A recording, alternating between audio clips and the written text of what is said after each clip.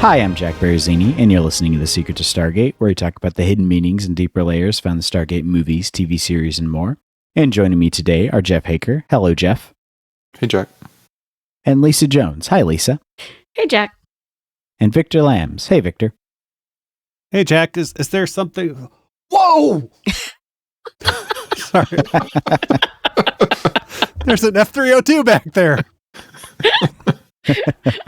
It's on your six, as they say. Yes, it is. Boys and girls. Today we're discussing the opening of Season 9 of Stargate SG1, Avalon Parts 1 and 2. Lieutenant Colonel Cameron Mitchell, after recovering from injuries sustained in the Battle of Antarctica, arrives at Stargate Command eager to lead SG1, only to find the team disbanded. Tasked with forming a new team by General Landry, Mitchell struggles to find suitable replacements and then sets out to reunite the original SG1. His efforts are complicated by the arrival of Vala Maldoran, try saying that 5 times fast, a treasure seeker who handcuffs herself to Daniel Jackson with an ancient Cormac bracelets, forcing them to remain together. Vala's quest for a hidden ancient treasure, guided by a tablet mentioning Merlin, leads to the formation of a makeshift team with Mitchell, Teal'c, and eventually Daniel and Vala. Their search takes them to a cavern beneath Glastonberry Tor, where they encounter a holographic Merlin and face deadly puzzles. Are they really that deadly, though? That test their worthiness to uncover the ancient treasures. After solving the puzzles and retrieving the treasure, Daniel discovers an ancient book hinting at the existence of non-ascended ancients in another galaxy. Using a newfound device and with communication stones, he and Vala transport their consciousness into the bodies of a married couple in this distant galaxy. Hijinks ensue. They only to find themselves in a society devoutly worshipping the Ori. As they navigate the unfamiliar world and try to return to Earth, Vala is accused of heresy and executed. While on Earth, her body dies. A prior of the Ori resurrects Vala, leaving Daniel and Vala stranded in the new reality with a growing sense of foreboding. Meanwhile, Teal'c witnesses the rise of Garek, a power-hungry Jaffa, as the leader of the Free Jaffa Nation on Dakara. I prefer the other Garek, but okay. Doctor, what makes you think that you could lead the Free Jaffa? What are your thoughts on this episode, Jeff? Yeah, and I might be in the minority here, but I do like these episodes. I do like season 9 and 10. I think some of it might be nostalgic because I think season 9 started when I was my first year of college, so Stargate was kind of a link to my what I enjoyed before, and I was kind of in a small school with not too many people I knew yet. So I do like it. Just brings me back memories of watching this with a few friends that I made. So I do. It might be some nostalgia factor there, but I think I like it as a setup. These weren't as strong of episodes for sure as previous seasons, but I like it as a setup. Even though this is we watched parts 1 and 2 out of a 3-part premiere, and if I'm remembering correctly, it was part 1 and then the Siege part 3 aired together, and then it was a week in between. So if I was watching it for the first time now, I might be like, okay, that's kind of not as interesting of an episode. But I think when the first 2 are put together, it's not bad. And then we get the next one. I think is more interesting as we kind of learn who the Ori are and kind of what the setup for the rest of the season and really the series will be. So I think it does a decent job of setting things up. But yeah, I mean, as we were joking, the puzzles aren't that interesting, but I do like Cam. I like him as a character. So he kind of brings a different energy. He's not trying to be Jack O'Neill. He's trying to be kind of his own character, but kind of facing this challenge of he's the new character that has to bring the old together. So I think he does a pretty good job of that. Although we're missing Carter in the second episode here, but yeah. Overall, I enjoyed it, but probably more than everyone else, if I had to guess. What about you, Lisa? Okay, so we're starting season 9, and I'm still here because I've been really, really quiet about how I feel about seasons 9 and 10 about Stargate. Okay, so I haven't watched these episodes in at least 15 years. It was definitely a boycott on my part. So very fresh eyes watching them now. And I will say, watching Avalon's part 1 and 2, I was okay with it. I thought that for what they had to do, which was basically reboot Stargate, I thought they did an okay job. I've always liked Ben Browder as Cameron Mitchell, so that for me was not a problem. He reminds me of Jonas in a lot of ways, kind of earnest and like gleeful about his job and what he's doing. Overall, it's just a lot to put into an episode. You know, you have a new general, you have a new medical doctor, you have a new, well, allegedly a new team because the team is all dispersed. But, gosh, I mean, for having to do this, I like that they had the team gone and he's trying to set up a new team rather than coming in to take over SG1 or take over for, you know, our favorite characters.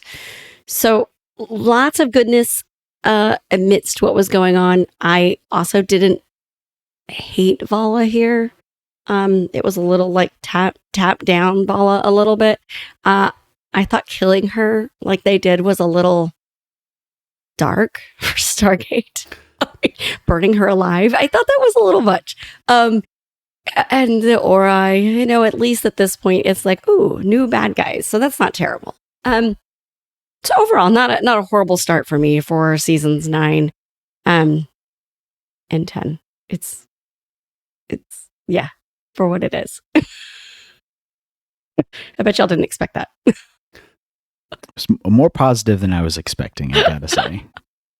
It became the Daniel and Vala show, but whatever. What about you, Victor?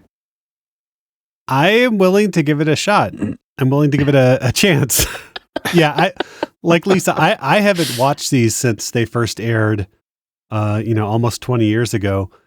And I thought the episodes were very well put together. I'm still like, Merlin, really? But, it's, do we really need to go to Arthurian legend? But as I've listened to the commentary, there's a lot going on in the actual production of the show that is intensely interesting. It's more interesting than what is happening on the screen. And for that, I'm totally here. Like, this was supposed to be a new Stargate show. This was not supposed to be SG1. SG1 was supposed to end. This was supposed to be the pilot for a new Stargate show. And at one point, Walter says to Ben Browder, welcome to Stargate Command. And that was going to be the name of the new show, apparently, at one point. And so, Robert Cooper wrote it and Andy Makita directed it basically as, you're doing a pilot for a brand new show. And with that amount of energy, it really sells it. We have, Ben Browder coming in, we have his backstory. He doesn't have to prove himself to the team because he's already done that. He's already done his supreme act of heroism. He's supposed to be like the ultimate like Stargate fanboy. He's read all the files. And that was realistic too, because Ben Browder, before he came on the show, said, I'm going to watch every episode of Stargate, which nobody had ever done before. And so when he says, oh, I remember that file, you can basically understand that as I remember watching that episode, which is how they kind of treat it in this episode. So I like it. There's a lot going on kind of like behind the scenes. We have a brand new set, a standing set, which is the medieval village, which is incredibly impressive. It's, the length of a football field built in 5 weeks, basically. And we'll see a lot of it over the next 2 years in Stargate and Atlantis. Yeah, there's a lot of really interesting things here happening. Unfortunately, their portrayal of the priors and the Ori is not one of them, because that is the most cliched critique of organized religion. And we'll get into that too, that you would find on television in 2006 at the time. So, yeah. Yeah, I think it's probably just, especially coming off of what a strong ending season 8 was. Mm-hmm. It was hard to get into this for me, especially like how it just seems weird that Daniel and Sam and Teal'c they almost just feel like they're done with all of it. And it's like, you guys have been working together for better part of a decade doing all this stuff, and now you're just trying to get out the door, and it seems like you really don't care. And it was just a very odd, it was like tonal whiplash from the end of season 8 for me. And I don't know, Vala felt very much like, I know we've seen her before, but just, I don't know, mid 2000s, like what they did with what they did with 7 of 9, bringing her on. Mm-hmm. It's like, is that the entire point of this character? Got to bump up the ratings. I don't know. I'd hope that after she got burned alive, like you'd see some new humility like in there, and that would like be an inflection point for her character. Mm-hmm. It's not. Mm-mm. It's really not. Like you would think that like being burned at the stake and then being brought back to life, you'd be like, wow, maybe I won't make like a sex joke every 30 seconds. Nope. Yeah. No. Yeah. Well, no.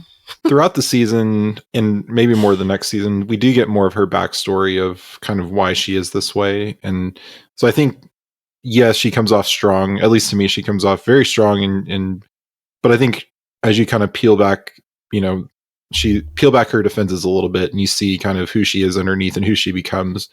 I think it's a lot of defense mechanisms that she has because of what's happened with her life. Yeah, as we'll see in later episodes. So I kind of at least coming at it from a retrospective way, I do find it okay that she's coming on this strong, and then as they kind of develop her character and her backstory, it does improve it, at least for me. So I would agree with that because we know her backstory now, but at the time and watching it back, it is a complete shift, I would say, for really how Stargate franchise has kind of treated women, especially main character women. You don't see Samantha Carter, except for Emancipation. You don't see her running around, in some of these outfits. You saw it a little bit with Anise, Freya. They tried that and it didn't go anywhere. And I know that Vala wasn't supposed to be a main character, but she turns into a regular main character. So in that way, like all of the kind of the raunch sex jokes and the outfit and that for me is a departure, and it was really hard to get used to. I guess now, 20 years later, looking at it, like I know what's going. It's like, yeah, it's not a shock. It kind of is still a shock, but it really is. It was funny. I was watching this episode, and my wife came into the room at the exact scene where Vala comes out of the Stargate, and she's like, "What are you watching?" I'm like, "It's Stargate. I promise." It's just so still the same Stargate. It's just so over the top and tacky. Yeah. Yeah. And Robert C. Cooper, I don't know if he was directed to do this. From the commentary, it sounds like he just wanted to take it in this direction. He's like, yeah, Stargate has always been kind of family friendly, and we were kind of trying to like push that envelope. Now there's always going to be a line that we don't cross until universe. And,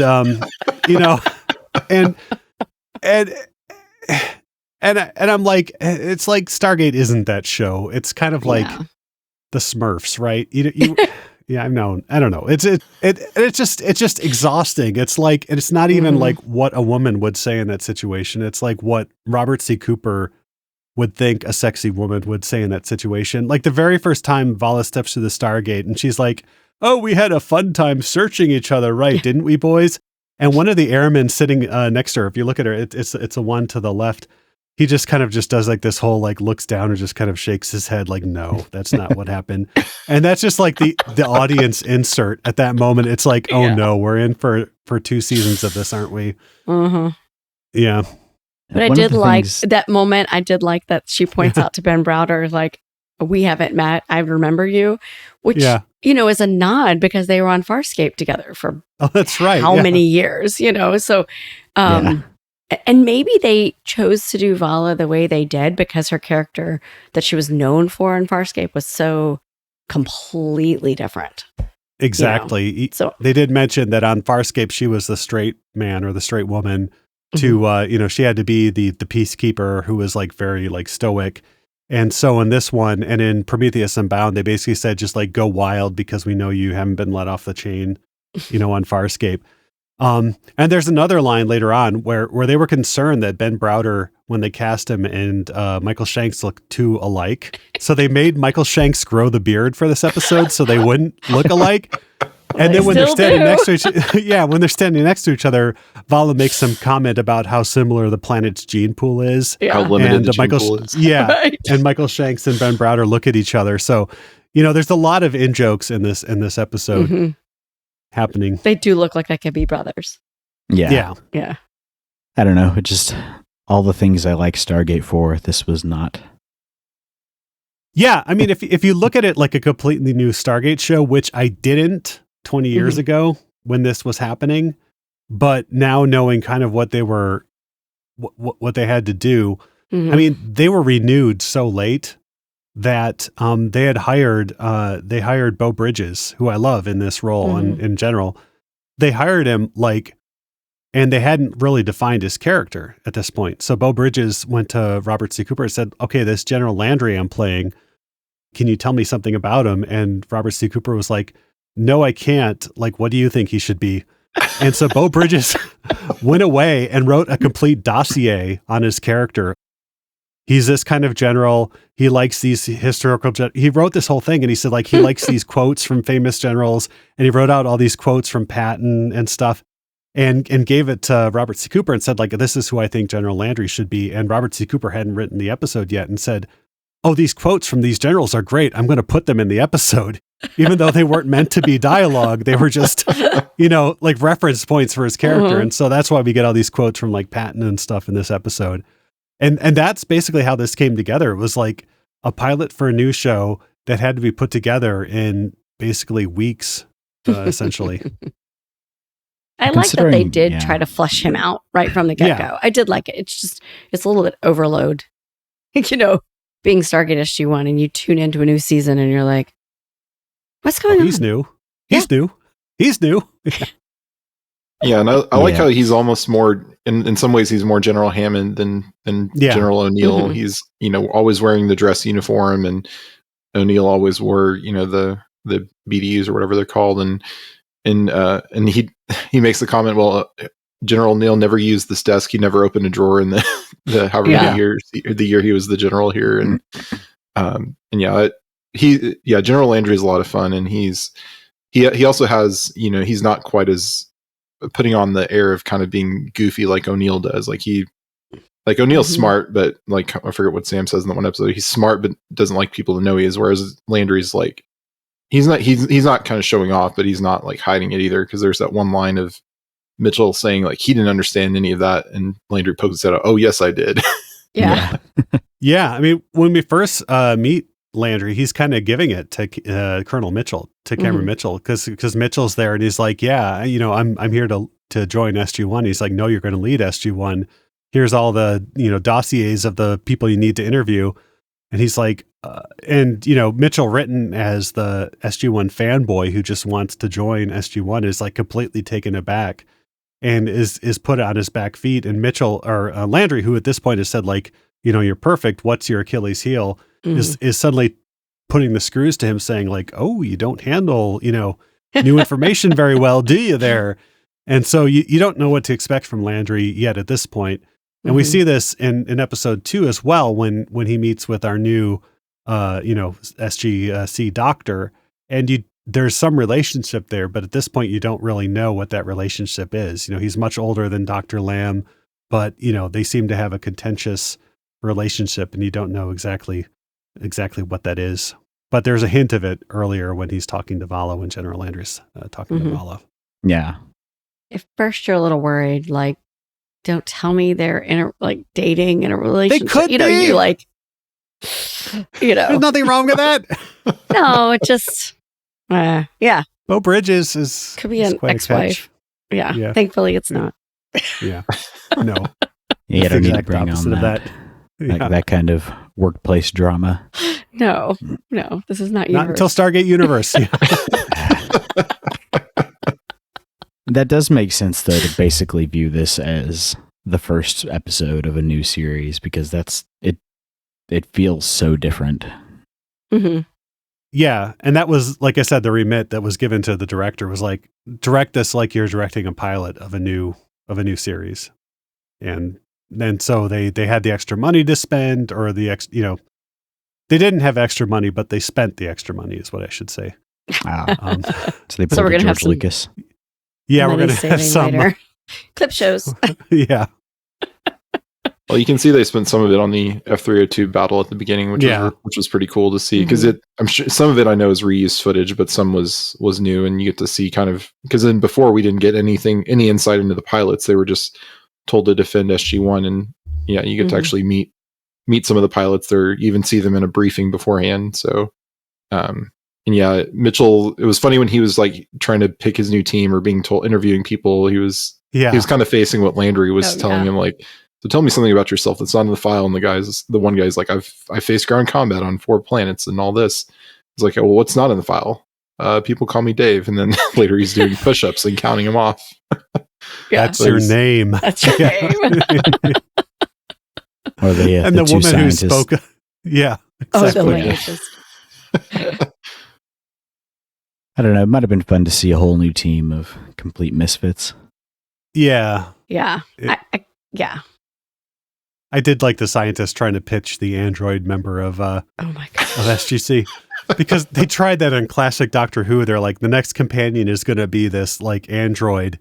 And these two like, robot builders at the time pitched the BBC saying, Chameleon, he's a fully, robotic cast member. He can do anything a regular cast member can do. And they just kept breaking down all the time.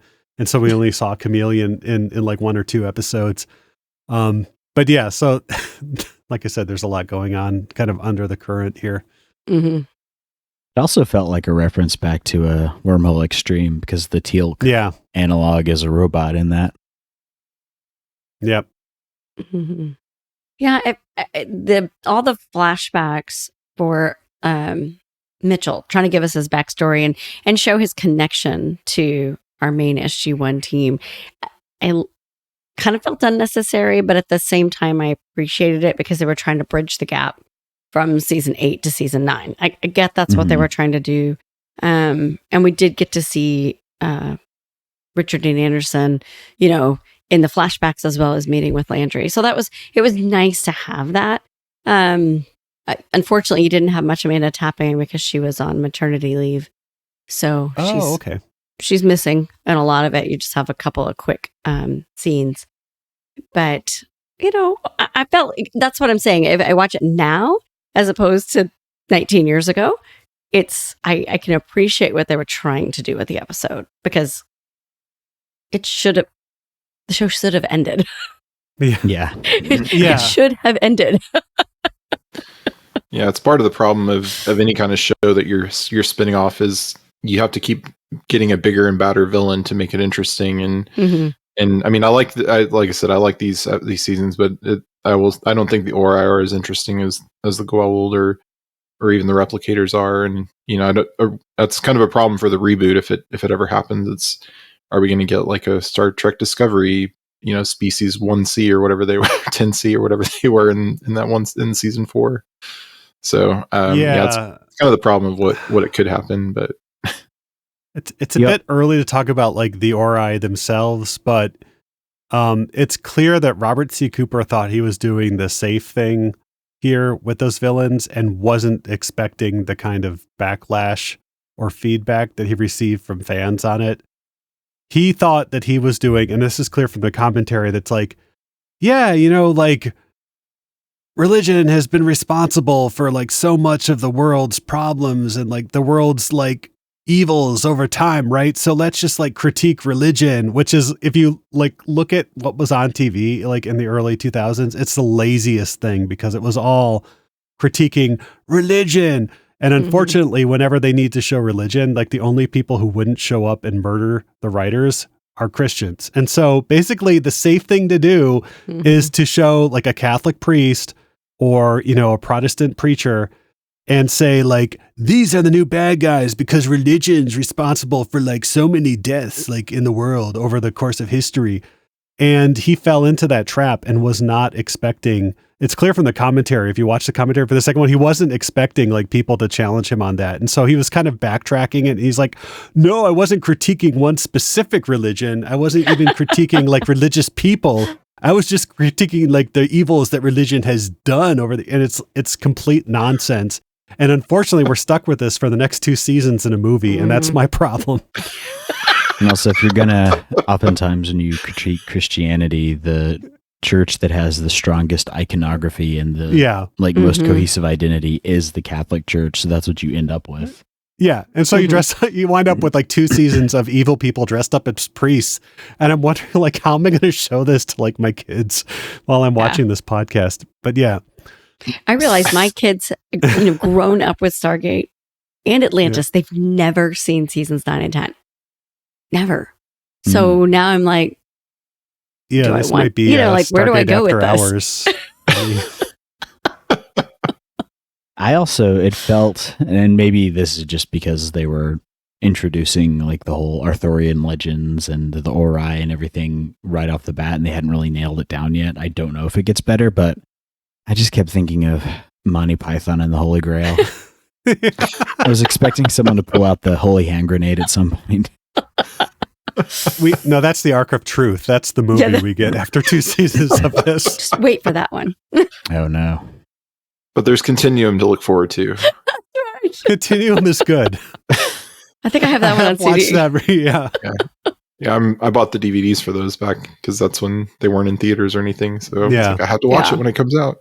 I think I got them on Netflix when Netflix was still sending discs through the mail. Oh wow! At the time, yeah. Nice. Yeah. So this introduction to the Ori wasn't, in and of itself, wasn't terrible. I'm reserving, you know. But I do feel like they had to jump through a lot of hoops, how to connect, how to get from point A to point B, how to get from, Gould, ancient, whatever, to Ori. Well, they also run into the problem of these are supposedly these horrible, super powerful, intimidating villains that we just have never heard of for 8 seasons, and now they're here. Well, they're in another galaxy. It's just like the Wraith. Like they're in another galaxy. Yeah. I don't know. Made vague threats of the Wraith before, of like an enemy kept the Atlanteans from, or like drove the Atlanteans away or whatever. So, but we get a lot of like hoo-hoo about, oh, well, that means the ancients weren't the first evolution of humans in this galaxy because they evolved in a different galaxy, and then they came into this galaxy, but then back in the old galaxy, they evolved into evil ancients. That's right. And it's kind of cool. And they say that this galaxy is even further away than the Pegasus galaxy. So it's better. It's backed into the corner that they kind of were. This is probably the best, they could come up with, I would say. Maybe. So, yeah. Well, and they do. I don't know how much they do it in the show because it's been a while since I've watched the whole season, but they do kind of eventually talk about where the Ori come from versus the ancients and how what they were. So we'll eventually learn more about that. And I don't know how much they had that developed beforehand before they wrote the show, but or before I'm guessing not very much based on the amount of time they had. Well, if you think about it, they did a lot in these 2 episodes. I mean, where they, ended season 8, started this one, and then where they left off at the end of Avalon Part 2. I mean, we got a lot of exposition and setting up the new season. And, we haven't even talked about Teal'c and the Free Jaffa and their, elections and what's going on with them. And, the chaos. I'm tired of elections. I don't want to talk about elections right now. Including the very important character we've never met and don't see. Yes. Garrick. Exactly. Yeah. Oh, Garrick. Well, no, Garrick's going to take control of the council. It's like, not Garrick. Like, we don't know anything about him. Simple Taylor, so it's not a problem. Yeah. Yeah. No, it's we don't know anything about him, so who cares? It's like, yeah, he could be great. I think we talked about the end of season 8. There was I forget the character's name, but the one played by Isaac Hayes.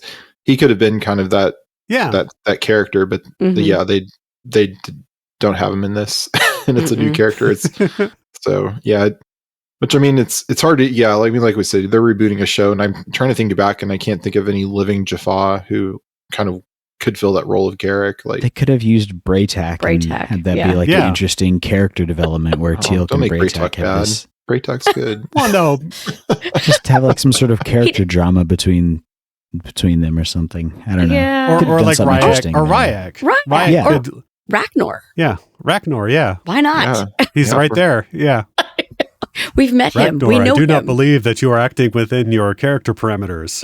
Well, Teal'c, it's a new season. It's like they had to find a way to get, now that the Jaffa are free, how do you get Teal'c away from the Jaffa and back to Yeah. SG1? Because that's where he was going, was back to the Jaffa. And so I get it. I get it. You're Teal'c trying to has get the him. Worf problem. Yeah, Mhm. I did like though the little Alkesh cargo ships there, like or bombers, like doing construction work at Dakara. Like they're picking up like scaffolding and flying them over and stuff. That I thought was really cool. Like if you look at the background, there's like these little CG ships, and they're like the cargo ships picking up like scaffolds of materials and flying them around. It was neat. This is a really well made episode. I Yeah, can it give was. that.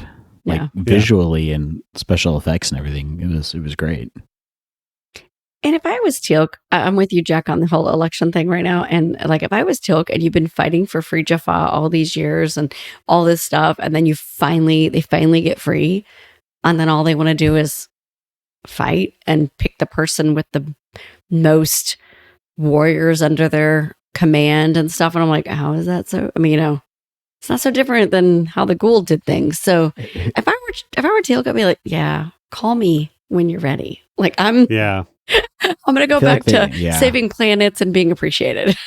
They also could have said to Teal'c, like, I mean, who could have seen that this warrior culture, who's been Yeah. a warrior culture for thousands of years, would Enslaved, continue to yes. be a warrior culture when they're free? Like, Yeah. And we Could've will seen see that some coming. good development with Teal'c in the next 2 seasons over this, because there's other Jaffa he meets, and there's conflict within the Jaffa High Council. So they do. I think it's, while yes, it's not as interesting now. I think they set it up where it'll be it gives you a character to hate. Like when we meet Garrick, you're just I thought that automatically was hate him. Vala. That's true. Vala. Vala's the Yeah. character I hate right now. I can't have been the only person like cheering when she was burned alive, but Best part of the episode. Well, you were like, oh, darn, is she gone so soon? ah, shucky darn. No, and all kidding aside, that is like the most graphic Yes. death that they've ever Yeah. shown. Yes. Yeah. And they were acknowledging that in the commentary. And Robert C. Cooper was even saying, it's like, yeah, you write this scene and you're like, Vala's burned at the stake, but then you get out there and you realize there's actually a stunt person sitting there, in the Bernie suit who's going to be burned, and you're like, why did I write this? Like, did I, Yeah. is this like, this is not fun. I don't want to actually sit here and watch this. And it was, I think it was even maybe a little bit more restrained. It's not completely graphic, but then, they had the charred corpse there, and Jim Menard, who is the lighting director and the cinematographer, was like, we have this perfect shot of like this burned corpse. Like, can we not just feature it? And they're like, oh, okay, sure. But it is the most graphic like shot Yeah. like you've ever seen in Stargate, because she didn't know the sharing leaves ritual, which is always a problem.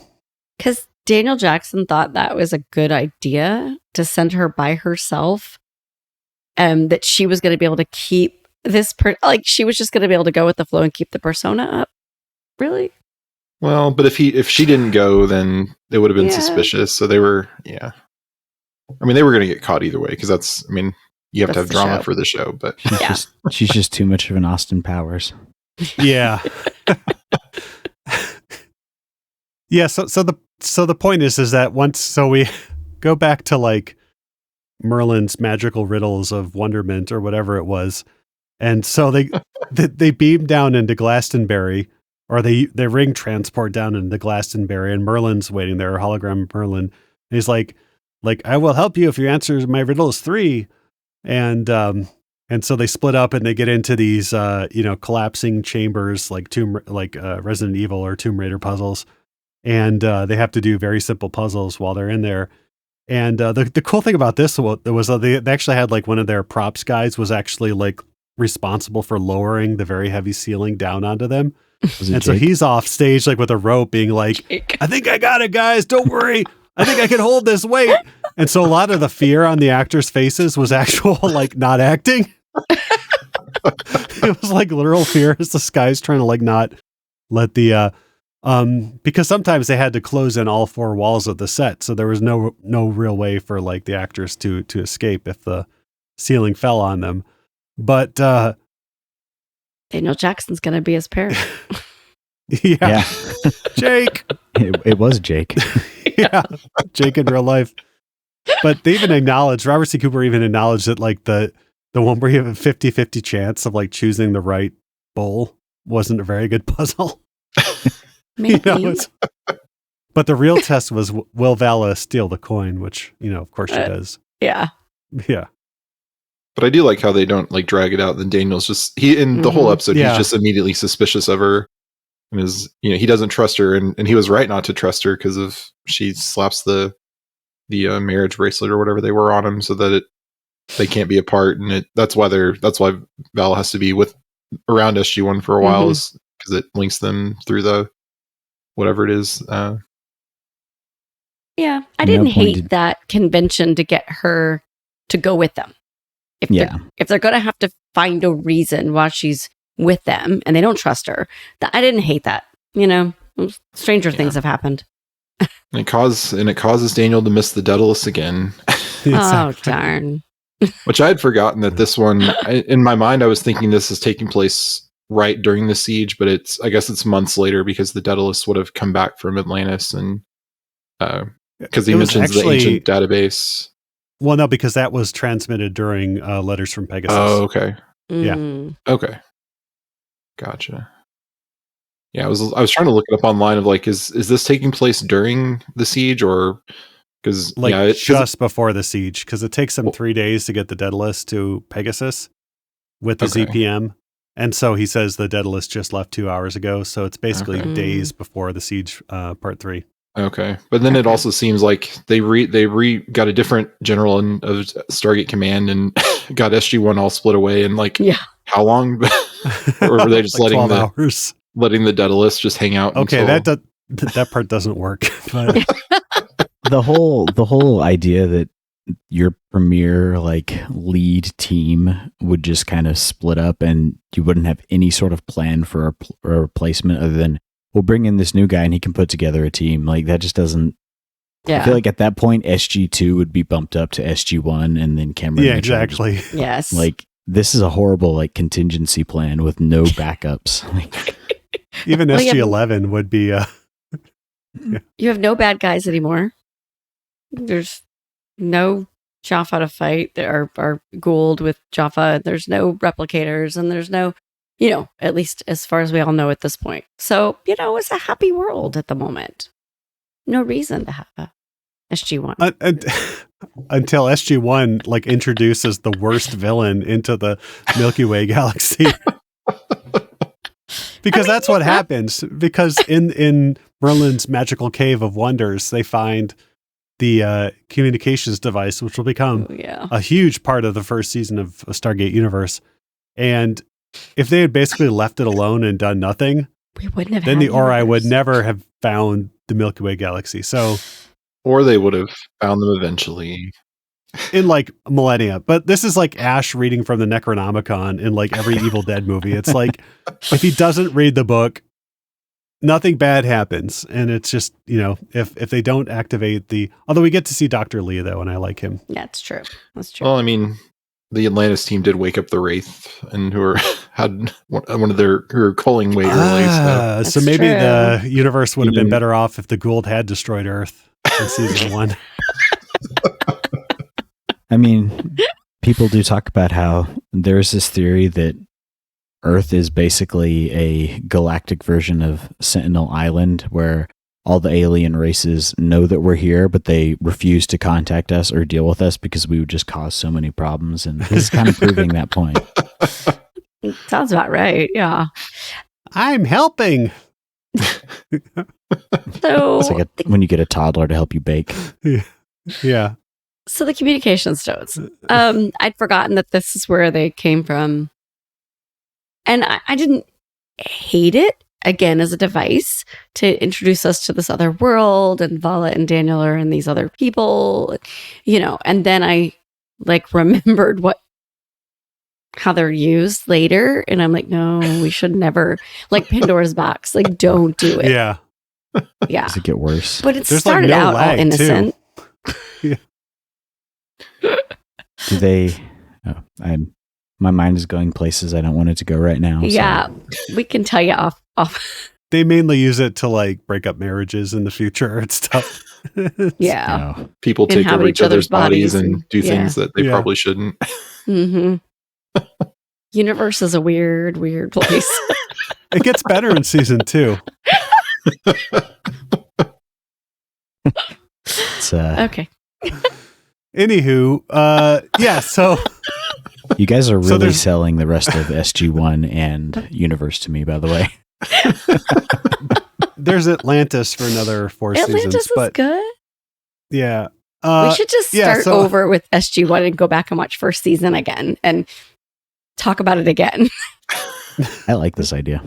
Yeah. We Is haven't it better? done Is this better than One False Step? Can we? Yeah, there you go. It could be. So for- It could be worse. I would rather watch One False Step again.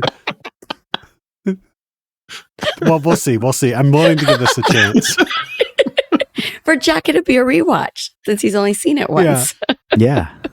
That's And right. knowing everything I know now, I could pick up on new things. Flashback. Yeah. There's no lag with the communication stones, which is pretty impressive given the distance. As soon as Mhm. something happens to their off-world bodies, it's registered immediately in the SGC. And we're introduced to Dr. Lamb, Mhm. Michael Shank's wife, who, is on the show now.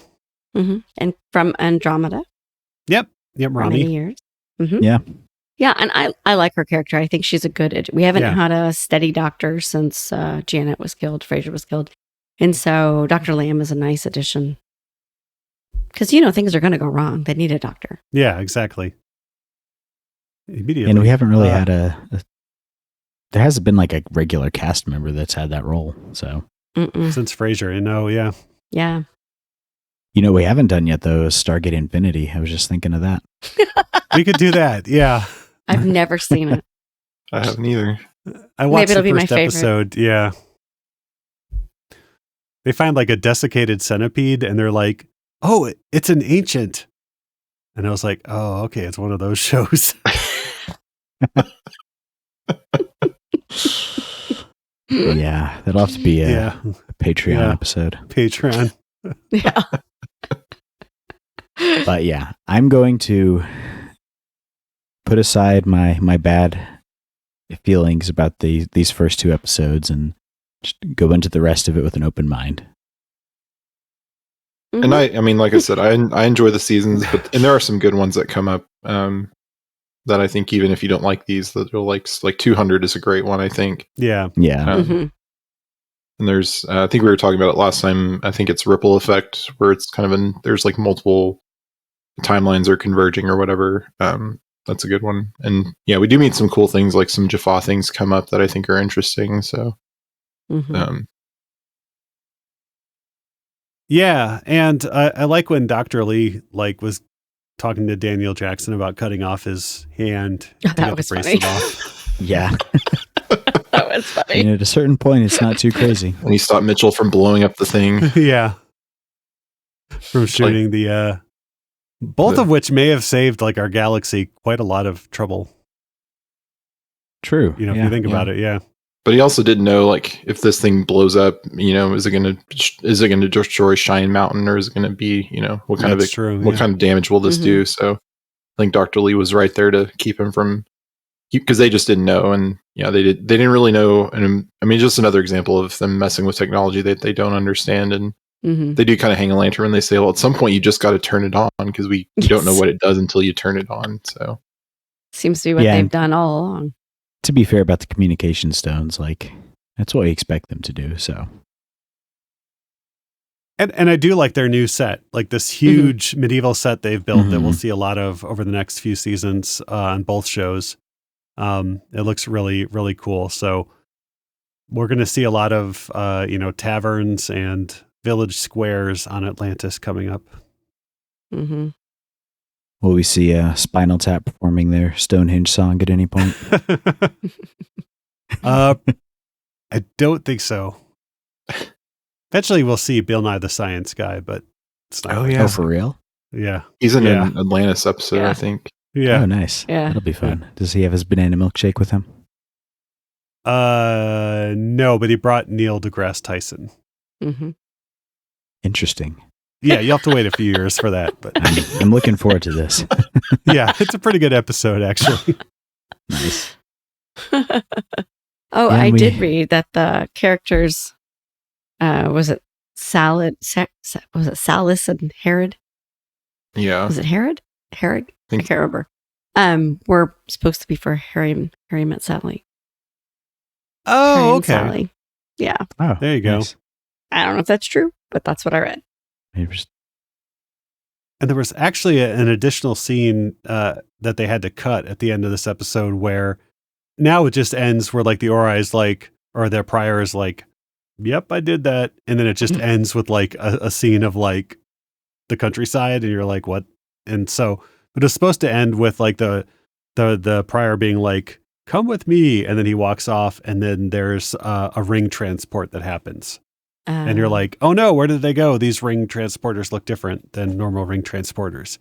But they were like 10 minutes over with the episode, so they had to cut some stuff out. And when I watched it on Amazon Prime, and the opening sequence was very different. Mm-hmm. And I didn't know if that was original or if that's an Amazon thing. Or I have not dug. I still have not dug out my DVDs. So It was the same on the DVDs, yeah. okay, With the CG Stargate and then the shots of the show from just like the first 3 episodes, basically. yeah, okay. Yeah, I guess they had to retool everything because most of your cast is gone now. I did like to, Except for Walter. yeah. Stargate Walter. And he got a That's what they should've promotion. What they could have done is, instead of having Teal'c be involved with all the Jaffa politics, just have the show be like half Daniel Jackson and Vala and Sam and Ben Cameron doing their adventures in the galaxy, and then the other half of the show just being a sitcom with Teal'c in his apartment and beating people up.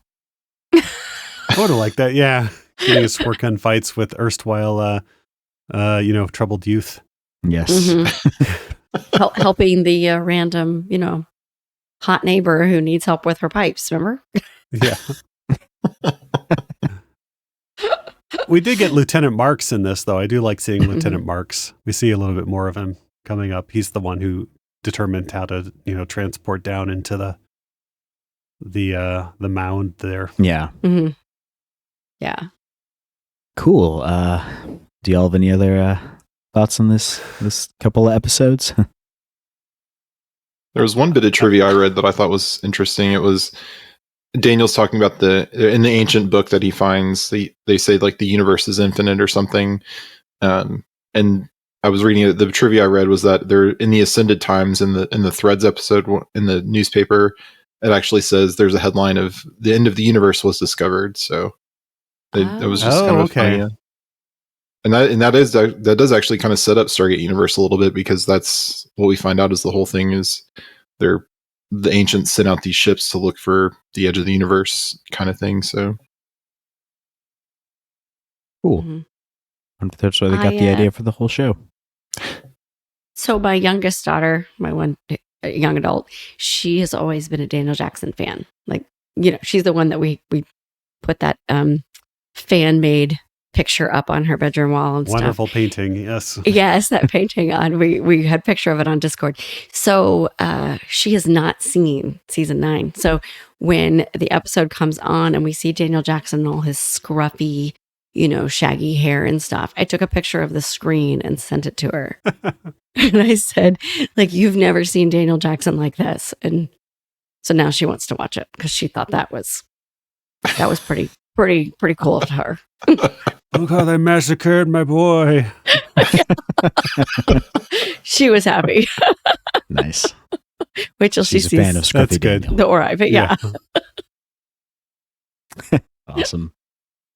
Did we have any fun alternate language titles for this episode? Yeah, in Italian, actually, we get Una Nuova Avventura, which is a new adventure.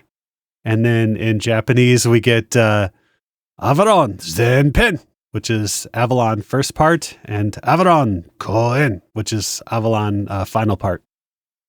Nice. Yeah. We don't It's get original. any can't say that word. Any church Latin names for it? I feel like that No, would be we really appropriate. don't.